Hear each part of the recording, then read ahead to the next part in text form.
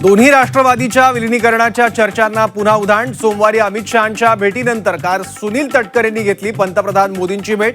गेल्या आठवड्यात पवारांनी सुद्धा घेतली मोदींची भेट.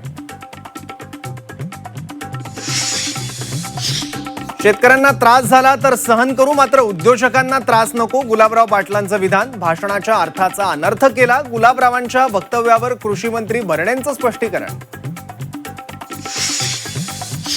29 ऑगस्टला मराठा आरक्षणासाठी निर्णायक आंदोलन. जरांगेंचा सरकारला अल्टिमेटम. 25 लाख नोंदी सापडून सुद्धा प्रमाणपत्र का देत नाहीत, जरांगेंचा सरकारला सवाल.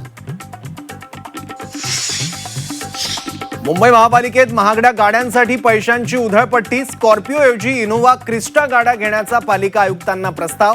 मनपाच्या प्रस्तावावर विरोधकांचा आक्षेप. 5 महिन्यात नव्या गाड्यांची खरेदी कशाला, पेडणेकरांचा सवाल. विद्यार्थ्यांवरील हल्ल्याला अमित शहा जबाबदार. 25 जुलैला पत्र पाठवून शहांना प्रश्न विचारले. पंतप्रधानांनी गृहमंत्रीपदाचा आणि गृहमंत्र्यांचा राजीनामा घ्यावा, राहुल गांधींची मागणी. गोळीबाराच्या आदेशाबाबत राहुल गांधींचं वक्तव्य चुकीचं. राहुल गांधींच्या आरोपांवर किरेन रिजिजूंचा पलटवार. राहुल गांधींनी माफी मागण्याची रिजिजूंची मागणी. परीक्षा सुधारणा विधेयक लोकसभेत मंजूर. आवाजी मतदानाने परीक्षा सुधारणा विधेयक मंजूर. मराठा समाजासाठी जे कुणीच केलं नाही ते महायुतीने केलं. काही शंका असतील तर मार्ग काढू. जरांगेंच्या इशाऱ्यानंतर देवेंद्र फडणवीसांची भूमिका. लातूरच्या औसामध्ये हर्षवर्धन सपकाळ यांच्यावर गुन्हा दाखल. पेपरफुटी प्रकरणात आपला संबंध जोडल्याचा आमदार अभिमन्यू पवार यांचा आरोप.